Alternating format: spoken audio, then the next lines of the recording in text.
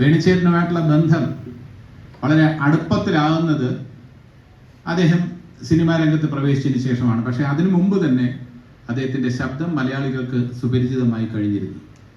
ഇഷ്ടഗാനങ്ങൾ അവതരിപ്പിക്കുന്നത് വേണു നാഗവള്ളി എന്ന് പറഞ്ഞു തുടങ്ങുന്ന സരസമായ രസകരമായ സംഭാഷണങ്ങൾ, ഓരോ പാട്ടിനും അവതരണമായി അദ്ദേഹം രേഖപ്പെടുത്തുന്ന അല്ലെങ്കിൽ ആ പാട്ടിനെ കുറിച്ചുള്ള അദ്ദേഹത്തിൻ്റെ അറിവ് പ്രകടമാക്കുന്ന രീതിയിൽ ശ്രോതാക്കളുമായി ഒരു ആത്മബന്ധം സ്ഥാപിച്ച് അദ്ദേഹം നടത്തുന്ന ആ ഒരു സല്ലാപം എന്ന് തന്നെ വിശേഷിപ്പിക്കാം.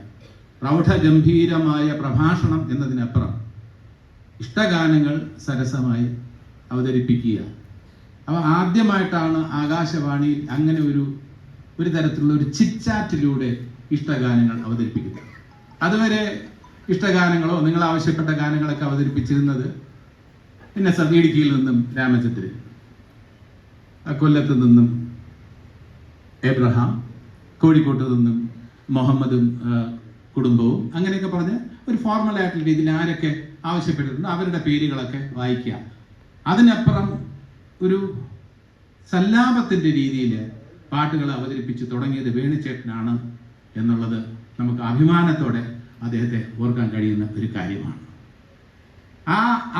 അത്രത്തോളം പരിചയം പ്രേക്ഷകരുടെ ഇടയിൽ അല്ലെങ്കിൽ ശ്രോതാക്കളുടെ ഇടയിൽ വന്നതിന് ശേഷമാണ് സിനിമാ രംഗത്തേക്ക് അദ്ദേഹം കടന്നു വരുന്നത്.